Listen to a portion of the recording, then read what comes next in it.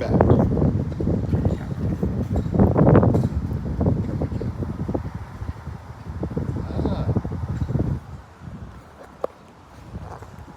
But this one's off. Okay. All right. We had a little technical difficulty here. We streaming? Okay. So we'll be a little rougher, but the message is still important. So we were at the part where we were talking about number one. And let me go back to the slide here, because most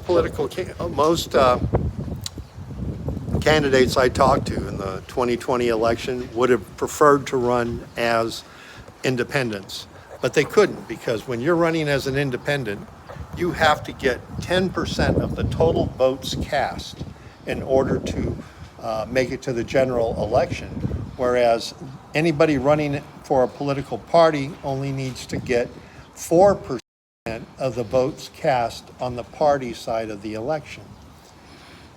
And there we are, bringing up the camera. This reminds me of a great story that happened during the Kalapana concert, and I'll put that in a future live stream. But, okay, we're back. Okay, so I'm running in 2020 as a Republican candidate, and a lot of the other Republican candidates I talked to, the new faces, wish they could have run as an independent, because in order to really get support of political parties, you basically have to sign a loyalty pledge, as we learned from Mike Nicholas and the problems he had with the Democrat Party when he refused to sign the loyalty pledge and they were threatening to decertify him. Well, that didn't happen because the Democrats wanted to keep the seat. But it goes back to the fact that political parties divide us. Independent candidates have the power to unite us, but we won't have any independent candidates as long as we have to compete outside of the requirements for a political party candidate. That's why Initiative 1 is to eliminate the primary election. Initiative number 2, part-time legislature. The part-time legislature is needed in order to expand the pool of candidates that are willing to run for public office. For decades, Guam had a part-time legislature, and we had Guam's best and brightest ready, willing, and able to set aside time to serve the people of our island. But we don't see that anymore, because the only people we see running for the office basically are people who need a job. They want that full-time paycheck and benefits. Whatever happened to ask not what your country can do for you, but what you can do for your island? We don't see that in the current crop of candidates right now. As we saw with just recent extension of the public health emergency, going into our 23rd month now. And the reason it is in our 23rd month is because as long as we're in a public health emergency, that gives the ADALUP the power to bypass the GSA procurement process. And that's not good for the taxpayers of Guam. That's not good for small businesses of Guam. It's only good for politically well-connected insiders. And towards that end, there was a bill passed by the legislature to curb the governor's ability to have endless public health emergencies. Now, the bill didn't stop her from calling an emergency or declaring an emergency. It just stopped her from declaring emergency after emergency after emergency after 90 days. Here we are, 23 months later, and she still thinks this is a public health care emergency. This is endemic. It's not a pandemic anymore. We know how to do this. as shown by our low hospitalization rates and our high vaccination rates. And yet when this came up again in the legislature, the Lucrats soundly defeated it once again. And so they gave away the power of the People's House to Adelu. And now we are left basically on our own. So let's look at what we've gotten out of this full-time legislature. When I last looked, we had about 245 bills introduced in this legislature. 245. And until this last session, we only had like 40 bills passed into law out of 239. That tells you a lot right there. And look at the number of resolutions we have passed. This blows my mind. And the thing is, these resolutions are worthless. I mean, look at this resolution right here. The resolutions are nothing more than taxpayer-funded campaign material. I mean, how does congratulating someone on their retirement make the people of Guam more financially secure? Make the people of Guam safer, smarter, healthier? It doesn't. Here's my favorite, the Comoran. Or is this the UNPO? Well, I think it's the UNPO, and I'll tell you why. Hold on, let me go back up to my split screen. I'm operating a little bit of a deficit here, and I'll show you why.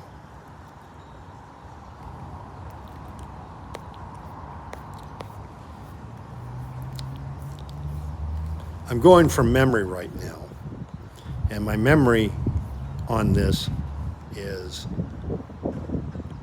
I can't read that, as you can see. It's either the resolution for joining the NPO, or it's the Comoran, the sinking of the Comoran. I think it's the sinking of the Comoran. 100 years ago, the Comoran sank, or 140 years ago, something like that. Anyway, the Comoran sank. Why did we go through the time and money and effort of commemorating the sinking of the Comoran or acknowledging the existence of the Guam Airport Authority? Really? The people of Guam didn't know Guam Airport Authority exists? And who decides who gets to acknowledge which government agency, department, bowling league, softball team? How do these resolutions make the people of Guam more financially secure, safer, healthier, smarter? They don't. If resolutions were going to be impactful, they need to limit it to things that serve the people, not a senator's campaign. Which brings us to number 3. We need to return to 21 senators. With recent decisions in the Supreme Court of Guam, we could pass bills into law with as little as, hold on, Adelup is leaving the compound, as you can hear. Okay, with recent Supreme Court laws, the senators could pass a bill with as little as 4 yeas. That's concentrating too much power into too few hands. And it gets even worse when you look at the committee assignments. I mean, we have so many people sitting on so many committees that they don't have time to do the people's business. I mean, this is, you know what they say, a camel is a horse designed by committee? Well, that's the problem we have in the legislature. When people sit on too many committees, they specialize in nothing, generalize in everything, and as a result, no good work gets done.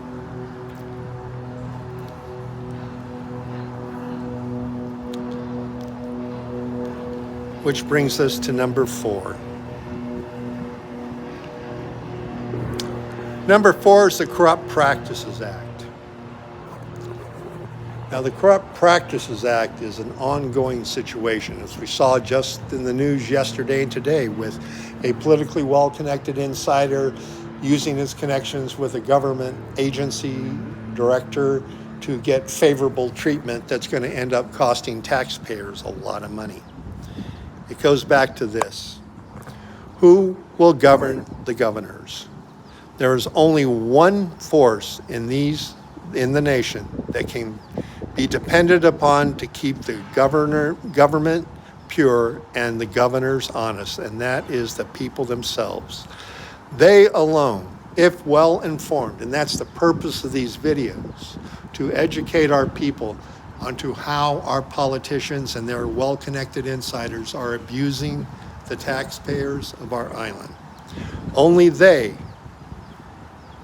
are capable of preventing the corruption of power and restoring the nation to the rightful course should it go astray. They alone are the safest depository of the ultimate power of government. Thomas Jefferson. Now, I say that because right now we have had a lot of situations take place where politically well-connected insiders are helping themselves to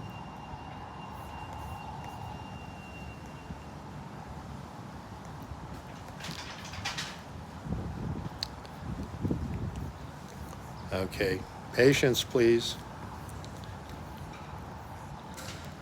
All things considered, I think I'm doing pretty good, considering this is the second time I've used the software package, and I'm still learning. But remember Chamorro Land Trust, where we had a lot of issues during the Calvo administration, where politically well-connected insiders were helping themselves to multi-million-dollar viewed lots on Barragata Heights. And what happened? Who paid the price? Nobody. But if we go back through, we can see there are hundreds, maybe even thousands of instances where politicians and politically well-connected insiders use their connections to get access to public assets.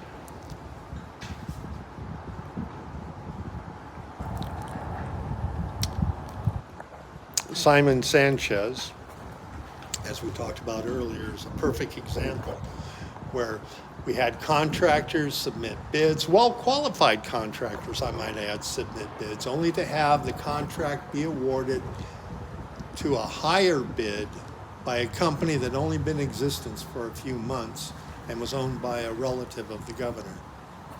That's the very, very, what am I saying? Perfect example of pork barrel politics in play. So, when we look at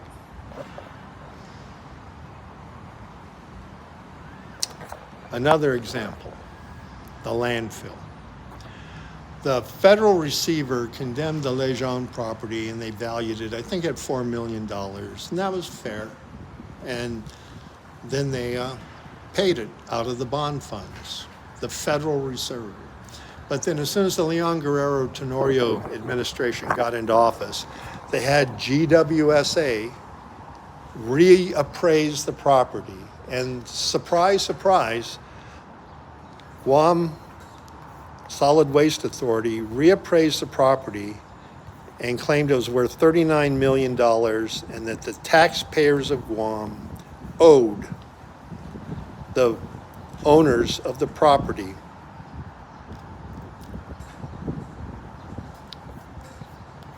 $35 million.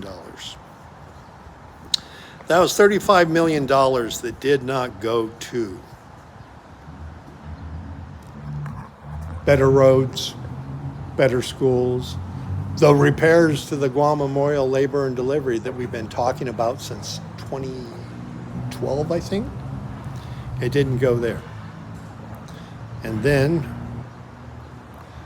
we had this. Tina Munya Barnes paying back a political favor owed to the Guam Regional Medical Center which was a big supporter of the governor in her campaign. In fact, one of the top executives of Guam Regional Medical Center was also the campaign co-chair for the Leon-Guerrero Tenorio administration. So it was no surprise that one of the first laws introduced and passed was a bill that gave Guam Regional Medical Center control of the Government of Guam Healthcare Project. Now, I fought against that. I fought against it hard. In fact, I'm still fighting against it because I am in the Supreme Court of Guam now, continuing the battle.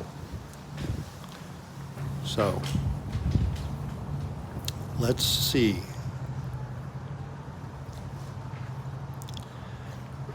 Okay. I'm sure I uploaded the video. Well, I'll just have to save the video for another day. But right now, the people of Guam are in danger at the Supreme Court level because this governor and this attorney general are fighting hard. Hold on that just for a second. I'm going to try to download it and see what happens.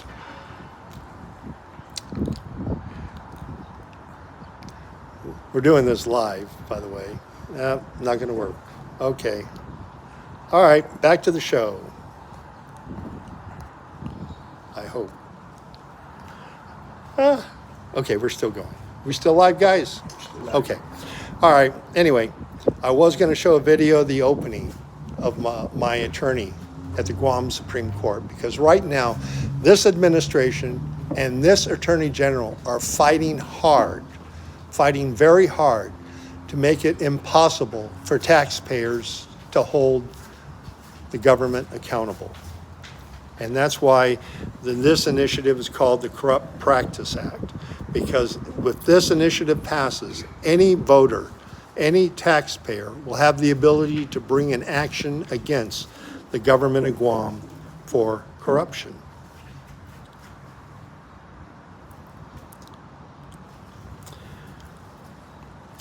Initiative number 5, elected public prosecutor.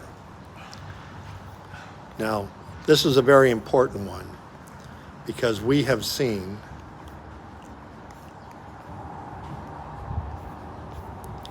that the current Attorney General does not have the best interest of the people of Guam at heart. Never mind the fact that we elected him. He's running for office again. And the fact that he's running for office again tells me that this is a huge failure on his part and our part, because we thought we were electing a champion for the people. But what we did instead is we elected a person who's more concerned about serving Adelup on bended knee than serving and protecting the people who put him in office. We see that all the time based on the lack of prosecution of criminals, the lack of prosecution of white-collar criminals, and the lack of prosecution on white-collar crime. Specifically, a good example is the cigarette tax. Here we have a politically well-connected insider company that has gone for years without paying their cigarette taxes. Yet every year, this administration renews their business license. Whereas a friend of mine who had a small business, didn't have his business privilege taxes up to date, was not allowed to register his business until he filed and paid all his back business privilege taxes. And yet a politically well-connected insider can owe taxpayers millions of dollars of taxes, not pay them, get their business license renewed, and continue to go on as if nothing happened.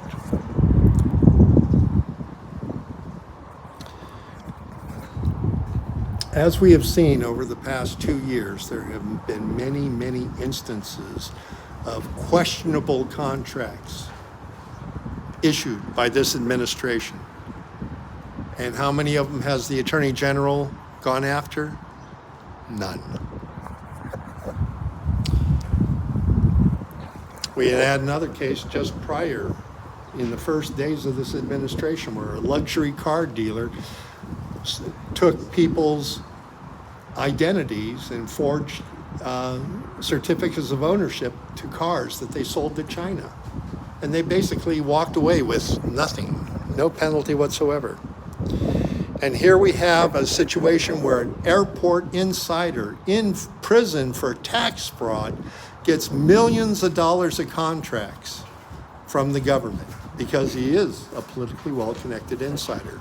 Whereas if we don't pay our taxes, I doubt very much the government is going to give us a contract. And we can't forget the roadblocks. Did the Attorney General stand up for the people of Guam when the governor locked us down with roadblocks? Absolutely not. I had to do it.